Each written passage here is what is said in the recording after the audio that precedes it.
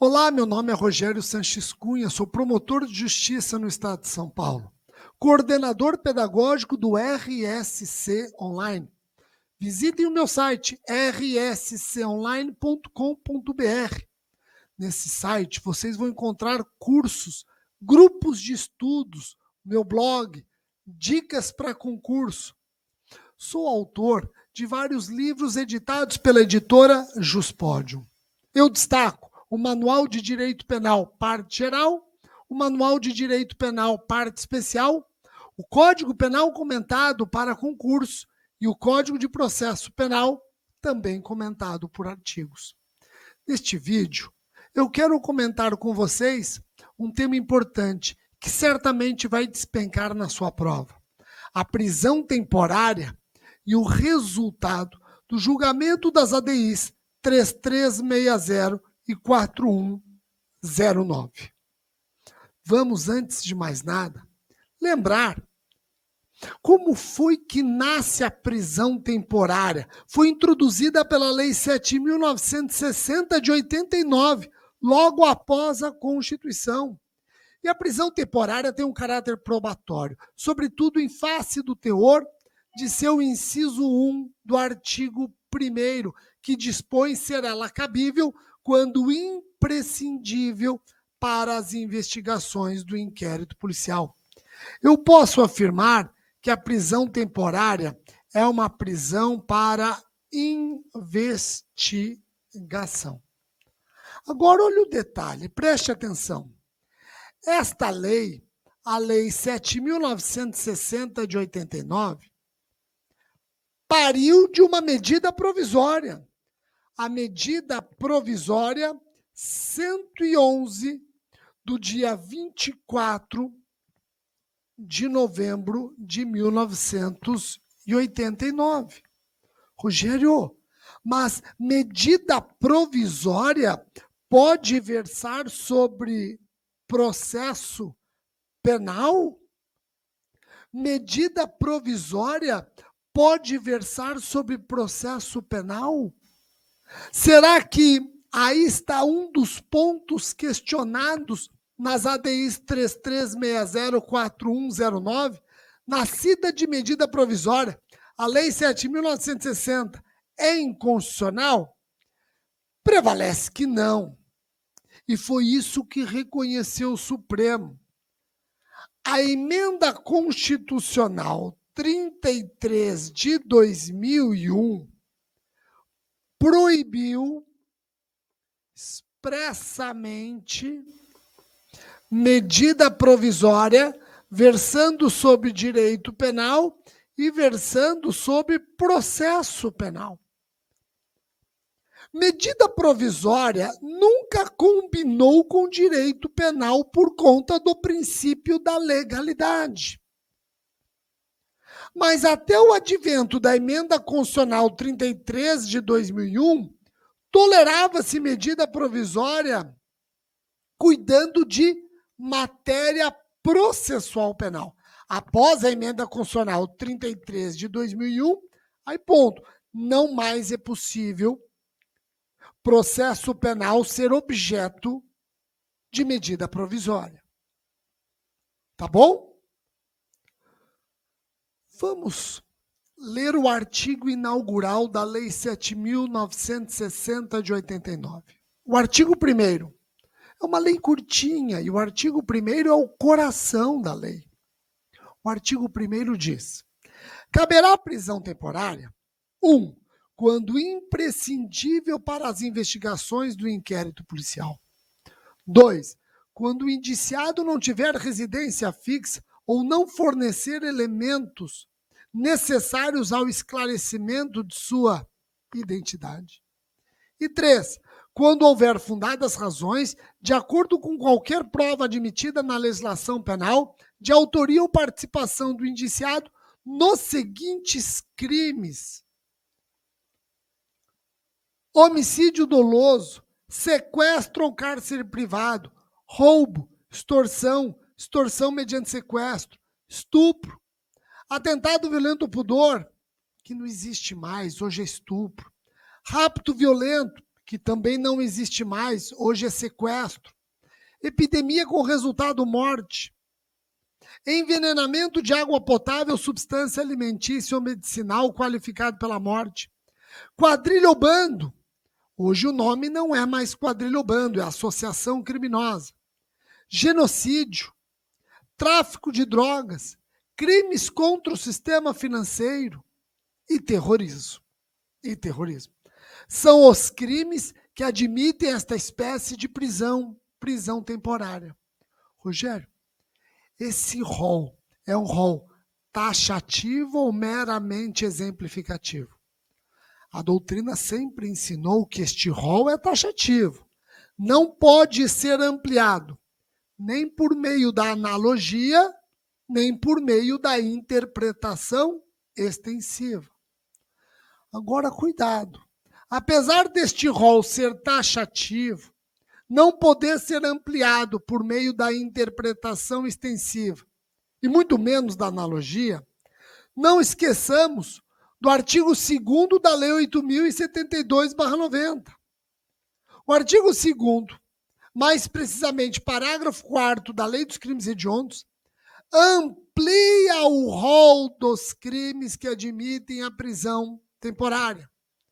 A prisão temporária também é cabível nos crimes hediondos e equiparados, os crimes com as letras T, tortura, tráfico de drogas e terrorismo, com prazo de 30 dias prorrogável por igual período em caso de extrema e comprovada necessidade.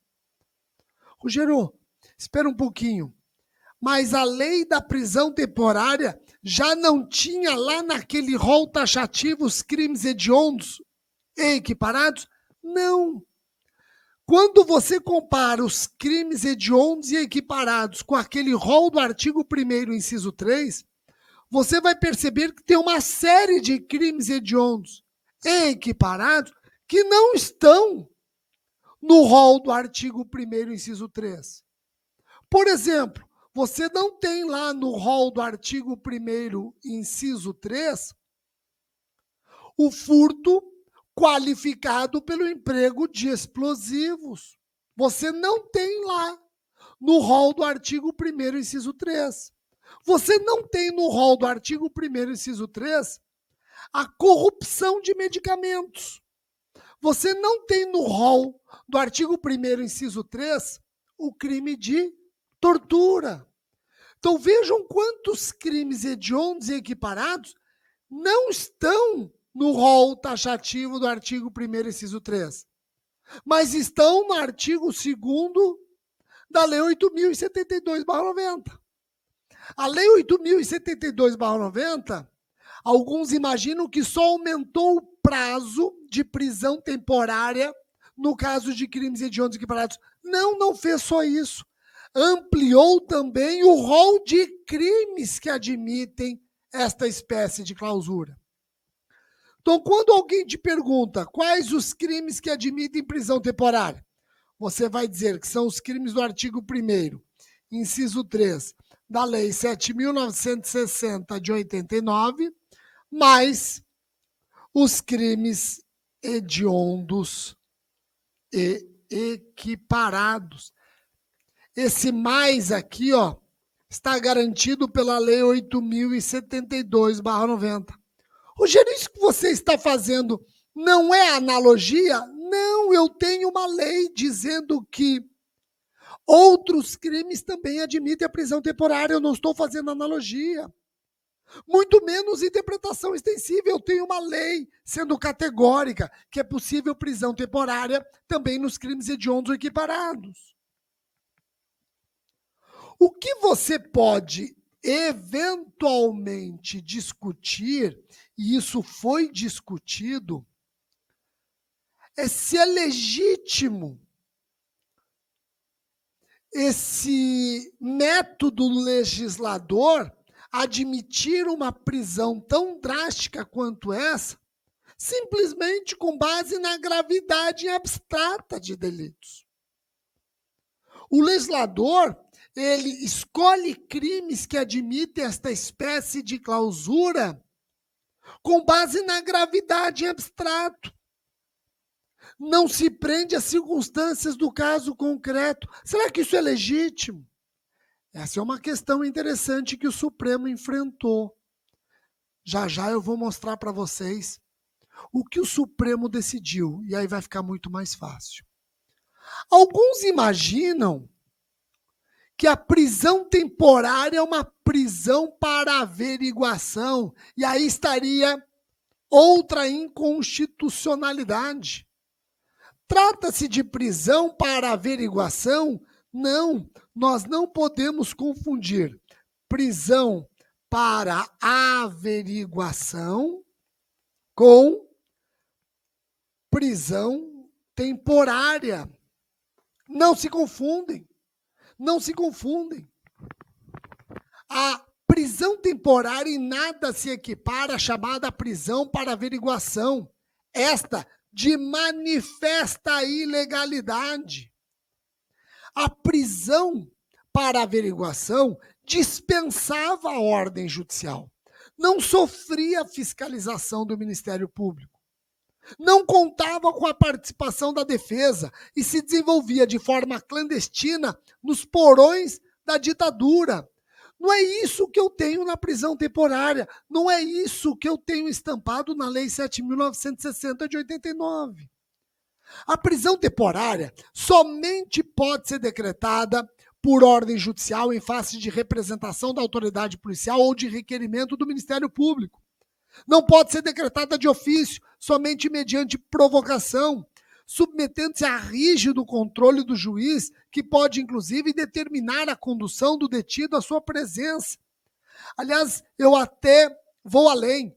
Deve determinar a condução do detido à sua presença.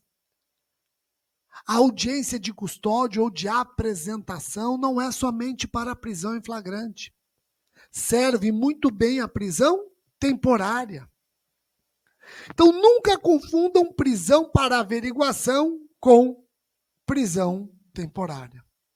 Rogério, analisando o artigo 1º da Lei 7.960, eu vejo 3 incisos para o juiz decretar a prisão temporária.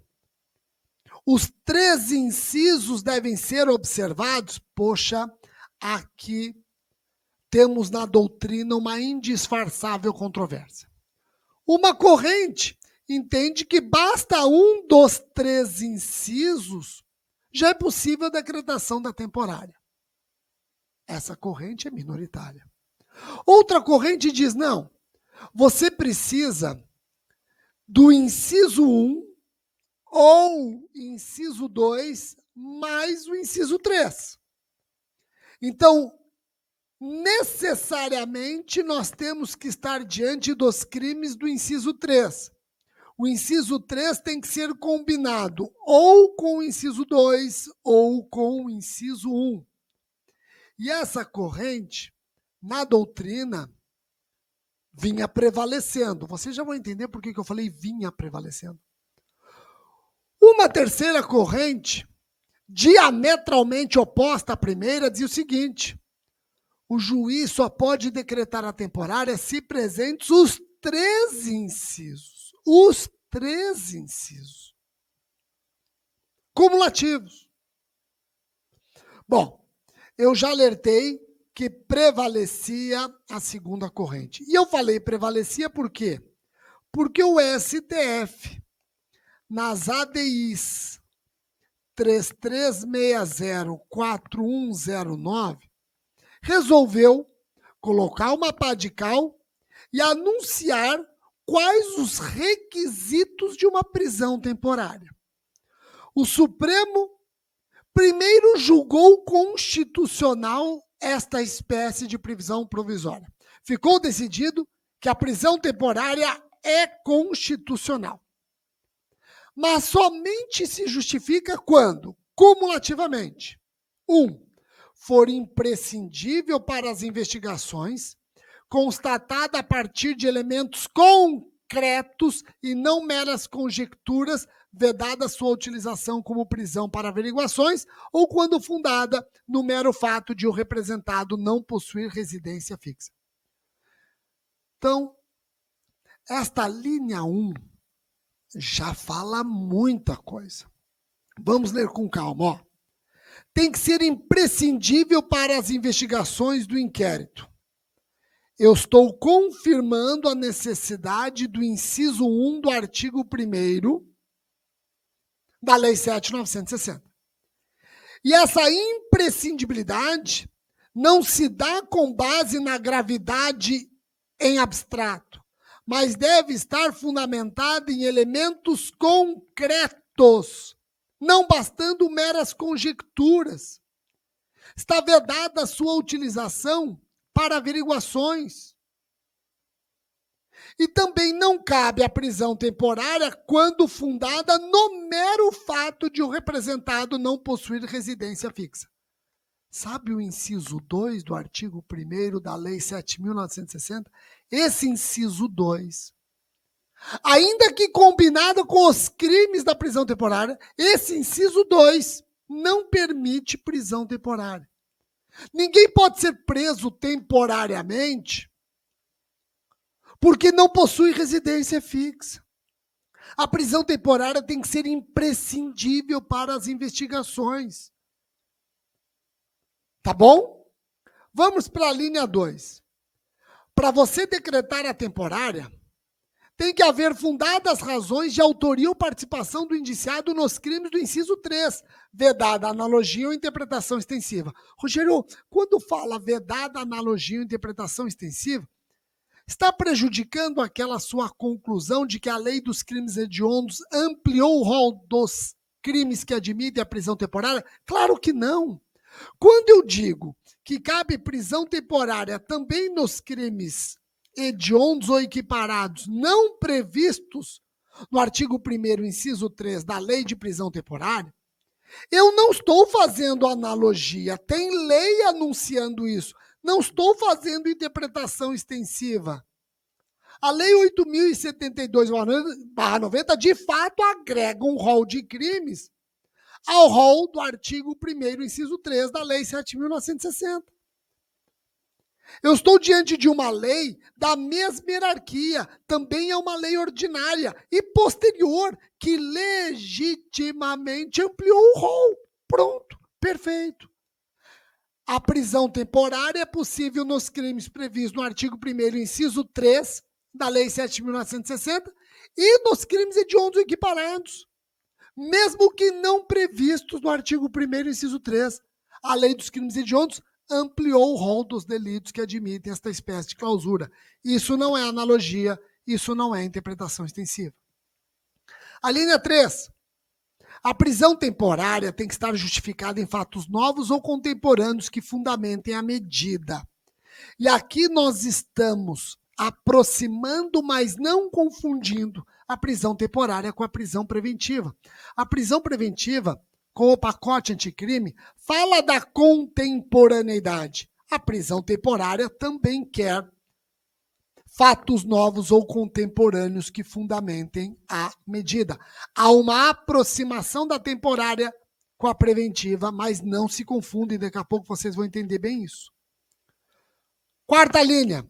A medida tem que ser adequada à gravidade concreta do crime, às circunstâncias do fato e às condições pessoais do indiciado. Vocês estão lembrados que eu alertei que algumas pessoas criticavam a prisão temporária porque ela era decretada em cima de um crime cuja gravidade abstrato era suficiente? Não, o Supremo não quer a gravidade abstrato. Por mais graves que sejam os crimes que admitem a prisão temporária, para ser decretada, tem que observar a gravidade em concreto. A medida tem que ser adequada à gravidade concreta do crime, às circunstâncias do fato e às condições pessoais do indiciado. E, por fim, a linha 5. Só cabe a prisão temporária quando não for suficiente a imposição de medidas cautelares diversas. Reparem como o legislador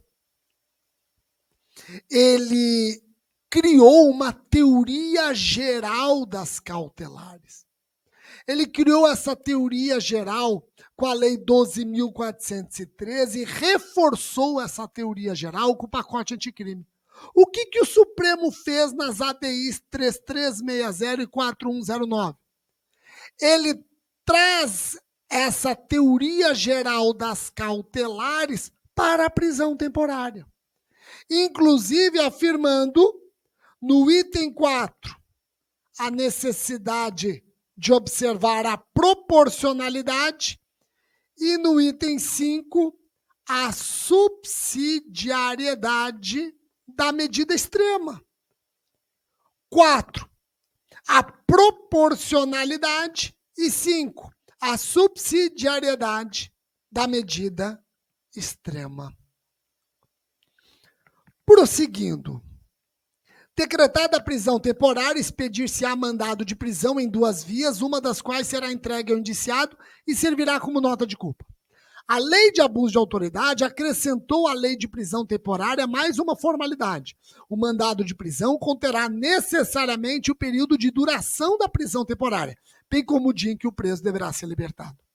O prazo da prisão temporária é de 5 dias, prorrogável por igual período, em caso de extrema e comprovada necessidade. Agora, cuidado.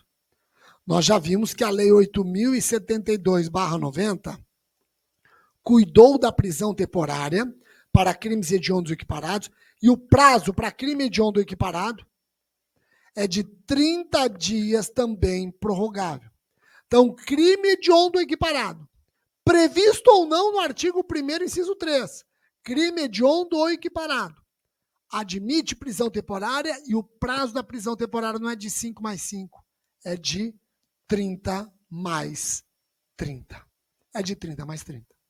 Rogério, esse prazo é um prazo penal ou um prazo processual penal? Essa pergunta é importante. Se você responder que o prazo é penal, computa-se o dia do início e exclui-se o dia do fim. Se você responder que o prazo é processual penal, exclui-se o dia do início, computa-se o dia do fim. E agora? A doutrina divergia sobre o assunto, não tem mais por que divergir. Essa beligerância acabou. A nova lei de abuso de autoridade altera a Lei 7.960, determinando que o dia do cumprimento do mandado inclui-se no cômputo do prazo da prisão. Logo, trata-se de prazo penal computado nos termos do artigo 10 do nosso Código Penal. Eu ainda lembro o parágrafo 7º do artigo 2º da Lei de Prisão Temporária. Anuncia que, decorrido o prazo contido no mandado de prisão, a autoridade responsável pela custódia deverá, independentemente de nova ordem da autoridade judicial, pôr imediatamente o preso em liberdade, salvo se já tiver sido comunicada da prorrogação da temporária ou da decretação da prisão preventiva. Rogério, você falou que a prisão temporária não se confunde com a prisão preventiva. E, de fato, não se confundem. Tudo bem que agora que nós temos esse julgamento emblemático, o julgamento do Supremo nas ADIs 3360 e 4109, trazendo a teoria geral das cautelares para a prisão temporária, elas se aproximam, mas não se confundem. E eu vou usar um julgado antigo do STF, mas muito didático, diferenciando as duas espécies de clausura provisória. A prisão preventiva e a prisão temporária não podem ser confundidas, pois constituem modalidades distintas de custódia cautelar, cada qual sujeita a requisitos legais específicos. A primeira, a prisão preventiva, pode ser decretada em qualquer fase da investigação do processo e demanda demonstração em grau bastante satisfatório e mediante argumentação concreta de que a liberdade do acusado implica perigo à ordem pública, à ordem econômica, necessidade da instrução ou aplicação da lei penal. Já a prisão temporária subordina-se a requisitos legais distintos previstos na lei de prisão temporária e presta-se a garantir o eficaz desenvolvimento da investigação. Tudo bem, hoje nós não dependemos apenas dos requisitos previstos na Lei 7.960. Temos que complementar estes requisitos com aqueles anunciados nas ADIs 3360, 4109, insisto, ADIs que fizeram o Supremo transportar para a prisão temporária a teoria geral das cautelares, tá? Mas, em resumo, eu construí este quadro aqui para que vocês, pelo menos de maneira muito rápida, analisando uma questão, seja numa prova, seja no seu dia a dia forense, consiga perceber se é caso de prisão temporária ou se é caso de prisão preventiva. Eu termino esta aula especial onde analiso com riqueza de detalhes a lei de prisão temporária e as ADIs 3360, 4109. Se você gostou, manda recado para mim nas redes sociais e acesse o meu site rsconline.com.br. Venha conhecer meus cursos, grupos de estudos, livros, blog, dicas. Eu te espero. Um abraço.